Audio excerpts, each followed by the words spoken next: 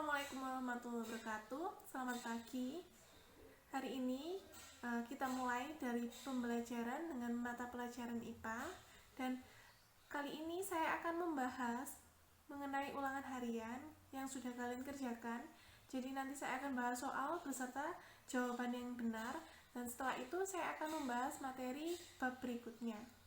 Dan sebelum kita mulai pembelajaran, kita berdoa terlebih dahulu.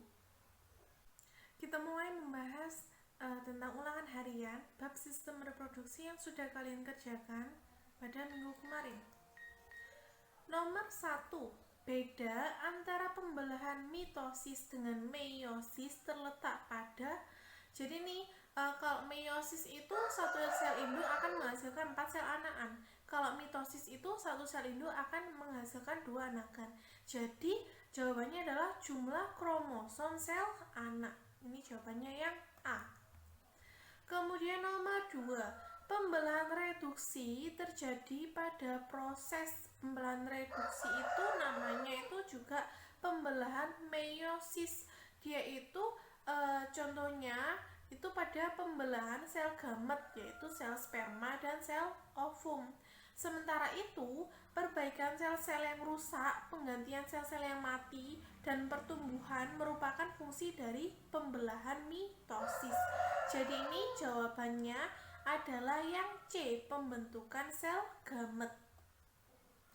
Kemudian nomor 3, apabila mitosis berlangsung secara normal, maka setiap satu sel hasil mitosis akan memiliki jumlah kromosom yang sama dengan sel induk, sifatnya yang identik. Jadi ini jawabannya yang B. Kita lanjutkan nomor 4. Ciri-ciri anafase pada pembelahan mitosis adalah, anafase itu ciri-cirinya adalah sentromernya itu terbelah menjadi 2 sehingga masing-masing sister kromatid bergerak menuju kutub yang berlawanan. Jadi jawaban yang benar adalah yang D, kromatid memisah dan bergerak menuju kutub.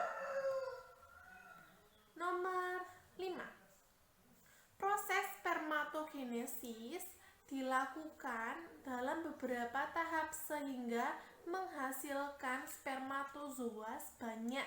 Jadi seperti tadi ya, spermatozoa itu kan pembelahan meiosis. Nah, meiosis tadi itu menghasilkan 4 sel anakan. Jadi jawabannya yang D, 4. Nomor 6, hormon yang berfungsi dalam spermatogenesis dan memunculkan tanda-tanda kelamin sekunder seperti tumbuhnya jakun adalah, ini hormonnya namanya adalah hormon testosteron. Jadi testosteron itu fungsinya memunculkan tanda-tanda kelamin sekunder seperti tumbuhnya jakun, suaranya semakin berat, dada semakin bidang, dan lain-lain. Nah, dia itu hormon testosteron ini dihasilkan oleh sel Leydig. Nah, sel Leydig ini terdapat pada testis, khususnya pada struktur berkelok-kelok yang dinamakan dengan tubulus seminiferus. Jadi nomor 6 jawabannya adalah yang B. Kita lanjutkan nomor 7. Tujuan makhluk hidup berkembang biak adalah, ini mudah sekali ya. Dia makhluk hidup itu berkembang biak untuk melestarikan spesiesnya. Nomor 8. Berikut ini saluran reproduksi pria secara berurutan, yaitu testis, epididymis, vas deferens, uretra, dan penis. Jadi ini jawabannya adalah yang delta atau D.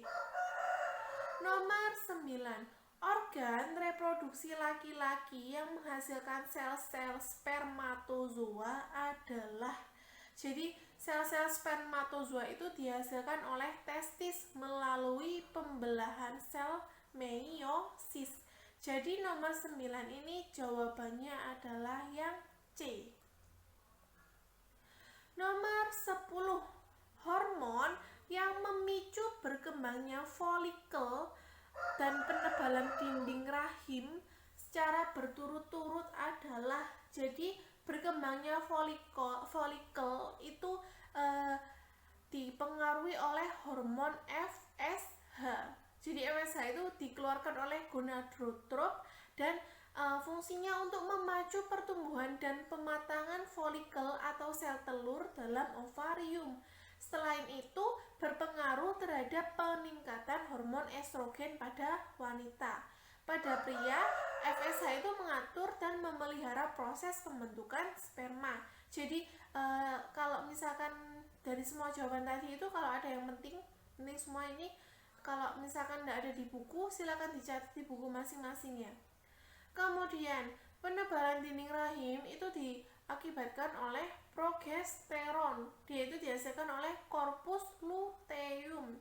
Dia fungsinya untuk mempertebal dinding endometrium setelah terjadi ovulasi. Selain itu berfungsi untuk menghambat produksi LH, menghambat laktasi saat kehamilan. Jadi laktasi itu menghasilkan ASI dan mempersiapkan endometrium untuk implantasi zigot. Selain itu ada 2 hormon lagi ya, LH atau luteinizing hormone. Dia itu dihasilkan oleh gonadotropin. Pada wanita itu fungsinya untuk merangsang pengeluaran sel telur dari ovarium dan mempertahankan folikel sisa sel telur serta membuatnya berwarna kekuningan. Terus hormon yang terakhir pada wanita namanya adalah hormon estrogen. Dia mempertahankan tanda-tanda kelamin sekunder pada wanita seperti tumbuhnya payudara dan juga terlibat dalam penebalan endometrium maupun dalam pengaturan siklus haid. Jadi nomor 10 jawabannya adalah yang A, FSH dan progesteron. Selanjutnya nomor 11, fungsi dari epididymis pada alat reproduksi pria adalah sebagai tempat mematangkan sperma. Jadi nomor 11 ini jawabannya yang B. Nomor 12, pematangan sel telur dan dalam folikel sangat dipengaruhi oleh, jadi sel telur tadi sudah dijelaskan ya di slide tadi ya. Jadi pematangan sel telur itu diakibatkan oleh hormon LH. Nomor 13, selain menghasilkan sel sperma, testis juga berfungsi sebagai tempat pembentukan hormon testosteron. Jadi ini ada jawabannya di soal-soal sebelumnya tadi ya, sudah disinggung. Nomor 14, pada wanita awal kehamilannya ditandai dengan fertilisasi sperma dan ovum sehingga nanti itu menghasilkan zigot. Nomor 15, fungsi dari oviduct pada sistem reproduksi wanita adalah, oviduct ini fungsinya sebagai tempat terjadinya fertilisasi. Nomor 16, pasangan antara bagian alat reproduksi laki-laki dan fungsinya berikut ini benar, kecuali. Jadi yang kecuali ini adalah yang A, skrotum berfungsi sebagai pembungkus testis. Jadi skrotum itu fungsinya sebagai pelindung testis yang mengatur suhu untuk kehidupan sperma. Jadi jawabannya yang kecuali ini adalah yang A. Lanjut nomor 17. Berikut ini pernyataan tentang ASI yang tidak benar adalah, jadi yang benar dulu ya. Yang A, kolostrum mempunyai fungsi untuk mempersiapkan saluran pencernaan bayi. Ini A itu betul. Yang B, terdapat antibodi untuk melindungi bayi dari virus, bakteri, dan jamur patogen. Ini benar juga ya. Kemudian yang C, mempunyai kandungan gizi lengkap. Benar juga. Jadi yang D, kolostrum dapat dihasilkan setelah 30 hari pertama setelah persalinan. Kolostrum itu nama lainnya adalah air susu. Jadi air susu yang dihasilkan oleh manusia dan hewan itu namanya adalah kolostrum. Jadi ini jawabannya yang D, yang kecuali ya, yang salah. Kolostrum dapat dihasilkan setelah 30 hari pertama setelah persalinan. Nomor 18. Perhatikan pernyataan-pernyataan berikut. Sel telur yang telah masak tidak dibuahi oleh sel sperma. Terjadi peluruan sel telur dan lapisan dinding rahim. 3. Terjadi pendarahan pada pembuluh darah di vagina. 4. Terjadi setelah adanya fertilisasi. Pernyataan yang berhubungan dengan peristiwa menstruasi terdapat pada nomor. Jadi menstruasi itu ciri-cirinya adalah yang nomor 1, sel telur yang telah masak tidak dibuahi oleh sel sperma. Kemudian nomor 2, terjadi peluruan sel telur dan lapisan dinding rahim. Jadi jawabannya adalah 1 dan 2. Lanjut nomor 3. Penyakit AIDS, acquired immunodeficiency syndrome, adalah penyakit menular yang sangat berbahaya. Nah, penyakit ini itu menyerang sistem kekebalan tubuh.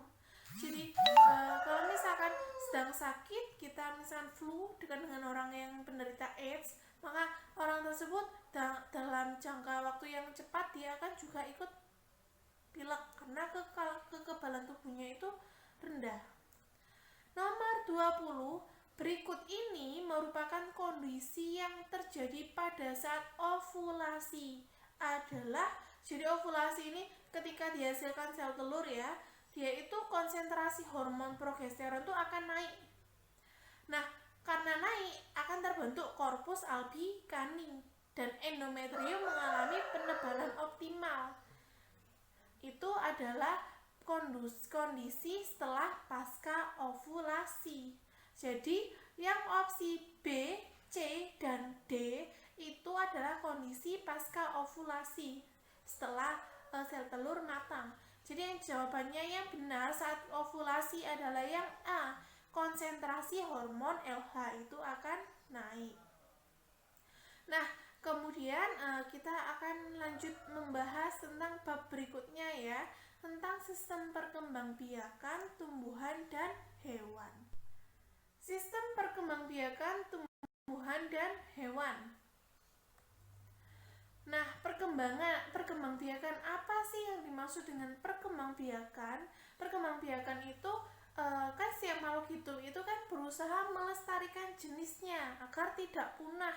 Nah, karena adanya hal itu, maka setiap makhluk hidup itu punya kemampuan untuk berkembang biak. Nah, berkembang biak itu adalah cara menghasilkan keturunan atau anak. Cara perkembangbiakan hewan dan tumbuhan secara umum itu berbeda. Nah, kita akan membahas tentang perkembangbiakan pada tumbuhan terlebih dahulu. Setelah itu kita akan membahas tentang perkembangbiakan pada hewan. Mula-mula perkembangbiakan pada tumbuhan itu dibagi menjadi dua ya, perkembangbiakan vegetatif dan generatif. Secara vegetatif itu berarti secara aseksual atau tidak perlu tumbuhan itu dapat menghasilkan individu baru tanpa melibatkan proses fertilisasi. Yaitu fertilisasi kan kemarin proses peleburan inti sel sperma dan inti sel telur sehingga membentuk zigot. Jadi pada vegetatif atau aseksual itu tidak perlu bertemu antara sel sperma dan inti sel telur. Kemudian perkembangbiakan secara generatif atau seksual, dia itu dimulai dengan peleburan sel kelamin jantan dan sel kelamin betina yang kemudian akan menghasilkan zigot. Jadi generatif itu nama lainnya adalah secara seksual, kalau vegetatif itu perkembangbiakan secara aseksual. Nah, jadi nanti kalian akan saya beri tugas. Nah, ini contoh tugasnya itu seperti ini. Jadi saya akan kasih kalian tabel jenis tumbuhannya, contohnya pisang. Ini nanti 2-5 akan saya isi, 2-6 saya akan isi dengan tumbuhan yang lain. Jadi kalian tinggal isi ya. Jenis tumbuhannya pisang. Bagian tumbuhannya ditanam apa? Batang. Pisang kan tanamnya dengan batang. Kemudian dia itu ditanam secara apa? Alami atau buatan? Jadi pisang tuh ditanam secara alami. Jadi kalau dia itu sesuai, kita centang.